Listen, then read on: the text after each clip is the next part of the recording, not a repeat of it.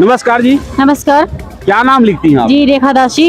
रेखा दासी जी, आप कहाँ से आई हैं? जी, मैं जिला टीकमगढ़ और मध्य प्रदेश से आई हूँ। रेखा दासी जी, आप ये बताइए कि यहाँ पर जैसा कि हमने देखा, यहाँ बहुत भीड़ भाड़ का माहौल दिख रहा है, बहुत ज्यादा संख्या में यहाँ पर लोग इकट्ठे हुए हैं। आखिर क्या कारण है, क्यों यहाँ पर भीड़ इकट्ठा है? जी, हमारे जो गुरुजी हैं जगत गुरु तत्वदर्शी संत रामपाल जी महाराज जी, उनका वो भंडारा, विशाल भंडारा है, जिसमें सभी संगत दूर दूर से आई हुई है उनका भंडारा पाने के लिए और उनके दर्शनों के लिए आई हुई है। तो आप ये चीज़ बताइए कि जैसा कि अभी आपने कहा कि यहाँ पर विशाल भंडारे का आयोजन है और यहाँ पर मैं देख रहा हूँ कि 3 दिन से यहाँ जो है भंडारा चल रहा है, तो संत रामपाल जी महाराज जी के द्वारा खाने पीने के अलावा और भी क्या क्या सुविधाएं रहती हैं? जो श्रद्धालु आते हैं उनके लिए क्या सुविधाएं रहती हैं? देखिए, जो हमारे गुरुजी संत रामपाल जी महाराज जी जो यहाँ भंडारा चल रहा है, उसके अलावा बहुत सारी व्यवस्थाएं हैं, जैसे कि दहेज मुक्त विवाह जो कि आज हुआ है संत रामपाल जी महाराज जी के उसमें सानिध्य में हुआ है। और हमारे यहाँ पर क्या परमात्मा की दया से नेत्र जांच है वो जो कि फ्री में की जाती है, और जो दांत है उनकी भी जांच फ्री में की जाती है। रक्तदान शिविर है वो भी लगाया जाता है परमात्मा की दया से। बहुत सारे ऐसे जो है जो संत रामपाल जी महाराज जी फ्री में यहाँ पे करवा रहे हैं। और जैसा भी आपने रामायणी के बारे में बताया, शादी के बारे में बताया कि संत रामपाल जी महाराज जी बिना दहेज की निःशुल्क रामायणियाँ कराते हैं, ये कहाँ तक सच्चाई है? कि मतलब जो लड़के और लड़की यहाँ पर आते हैं और रामायणी करा लेते हैं और दहेज का लेना देना नहीं यहाँ नहीं होता, तो ऐसा तो नहीं है कि यहाँ दहेज नहीं लेते देते फिर घर जाके उनका लेना देना स्टार्ट हो जाता हो? ये सच्चाई कहाँ तक सही है? देखिए, आपने ये सवाल बहुत ही अच्छा पूछा है। मैं आपको बता दूं कि जो हमारे गुरुजी हैं संत रामपाल जी महाराज, उनके सानिध्य में मेरी खुद की रमेड़ी हुई है और कुछ महीने पहले ही मेरी रमेड़ी हुई है, जिसमें किसी प्रकार का दान दहेज नहीं दिया गया है। मेरे ससुराल वालों से अभी तक कोई किसी प्रकार की मांग नहीं है और ना ही आपका भी, क्योंकि जो हमारे गुरुजी है उनका ज्ञान ही ऐसा है कि हमें ना तो दहेज मांगना है और ना ही हमें दहेज देना है। और ऐसा है कि जो हमारे गुरुजी यहाँ पे रमेड़ी करवाते हैं वो ऐसी रमेड़ी करवाते हैं कि इसमें जो हमारी जो बेटियां होती हैं वो बहुत खुश हैं। हम देखते हैं कि जगत में क्या होता है कि रमेड़ी तो बहुत धूमधाम से की जाती हैं, लेकिन कुछ महीनों बाद, कभी कभी कुछ सालों बाद उन लड़कियों की हत्या कर दी जाती है, दहेज के लिए उन्हें प्रताड़ित किया जाता है। लेकिन हमारी सत्संग में है जो गुरुजी, उनके यहाँ पर ऐसा कुछ भी नहीं होता है। यहाँ पर बहन बेटियों को जो बहुएं होती हैं उनको बेटियों की तरह रखा जाता है और अपनी बेटी बनाकर रखते हैं। किसी प्रकार से उन्हें परेशान नहीं किया जाता है और किसी प्रकार का दान दहेज की मांग नहीं की जाती है। रेखा जी, आपने अभी बताया कि जैसा कि जो लोग अपनी बच्चियों को दहेज देते हैं और सारा धन देते हैं और बच्चियां ससुराल जाती हैं, इसके बावजूद भी आप बोल रही हैं कि वो सुखी नहीं रह पाती हैं, यहाँ तक कि उनको सुसाइड करने की नौबत आ जाती है।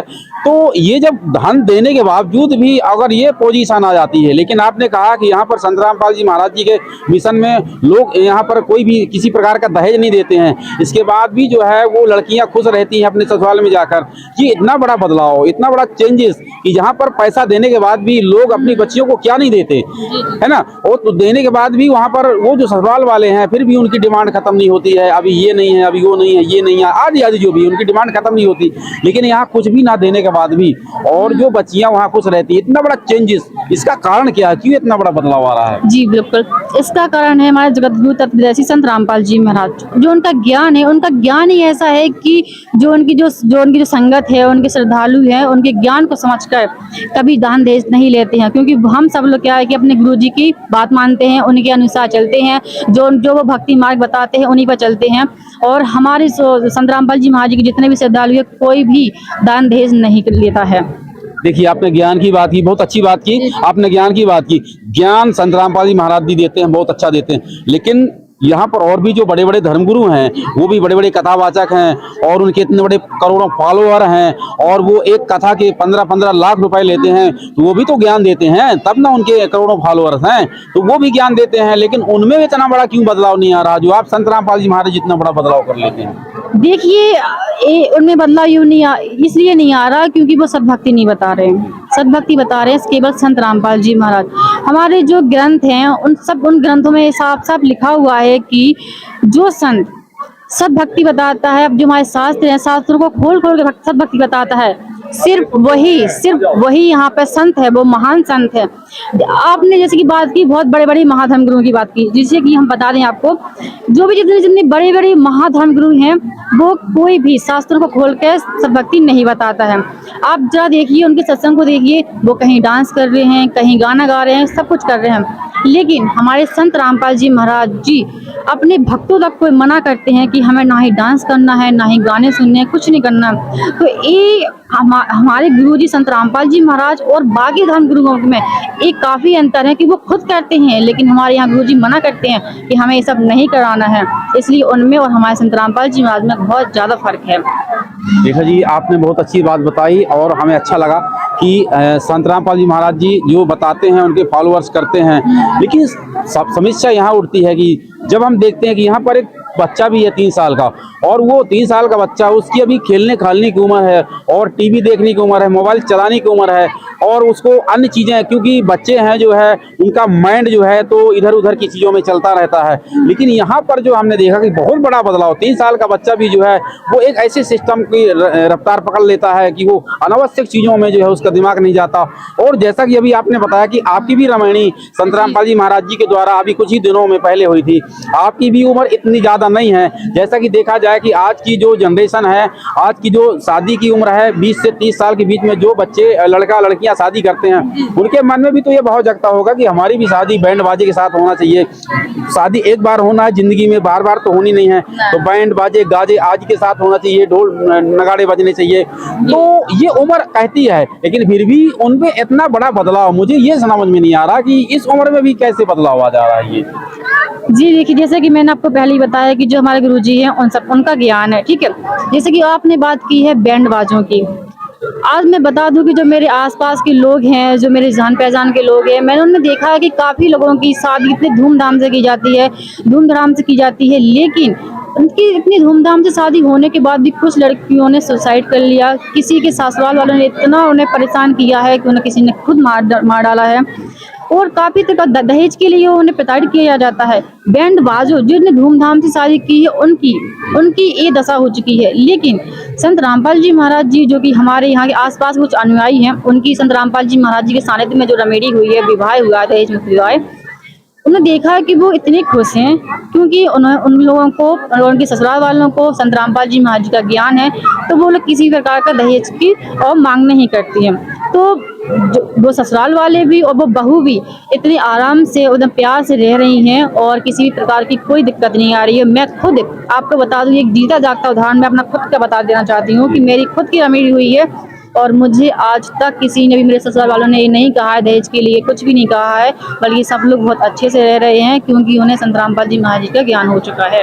लेकिन रेखा जी, एक चीज़ और बताइए कि और भी जो लोग हैं उनका ये कहना है कि ये जो संत रामपाल जी महाराज जी के अनुयायी हैं, ये अपने पैसे की बचत करने के लिए वहाँ जाके सादे रूप में शादियाँ कर लेते हैं और पैसा बचा लेते हैं। ये इनके तो शादी का कोई मतलब ही नहीं निकलता, ना तो बैंड बजवाते हैं, ना पंडित बुलाते हैं, इनकी तो कोई शादी ही नहीं है। ये कौन सी शादी है, अजीब सी शादी जैसी लगती ही नहीं है कि इन्होंने शादी कर ली।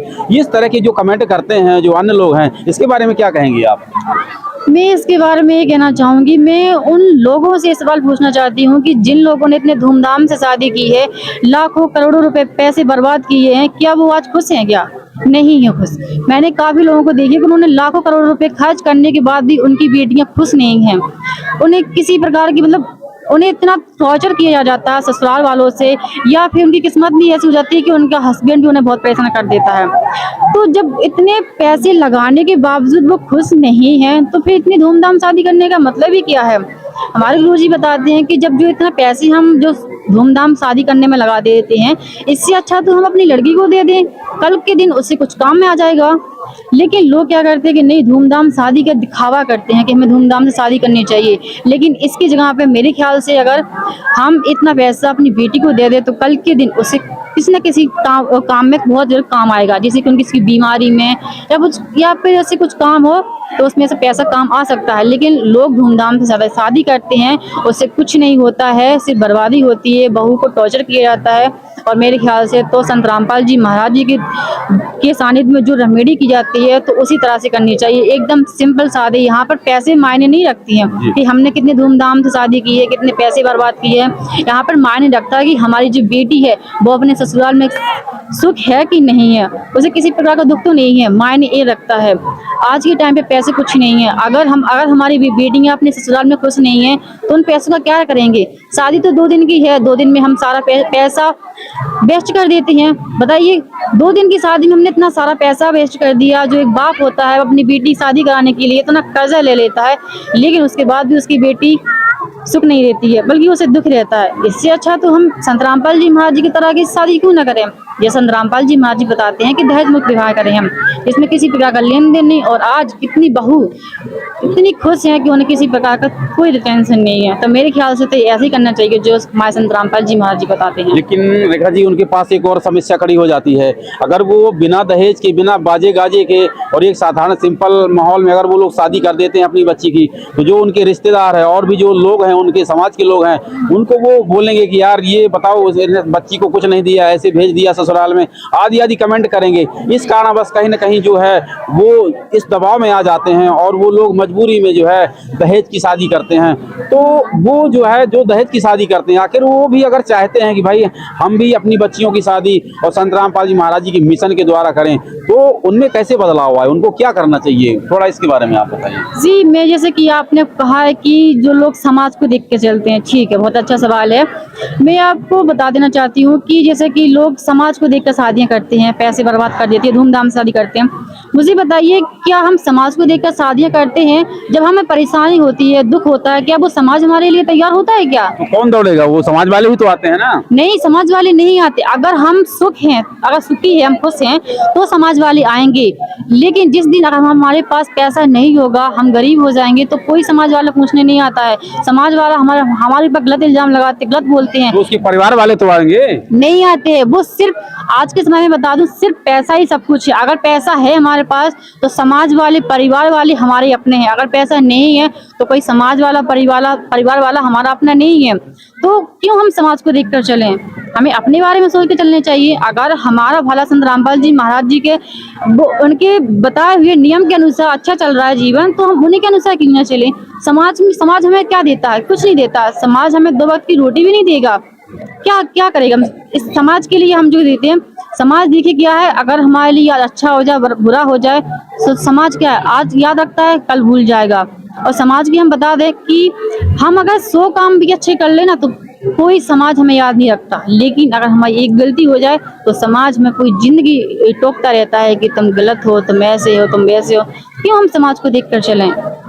हम तो अपने हिसाब से संत रामपाल जी महाराज जी जो बताते हैं उस हिसाब से चलेंगे।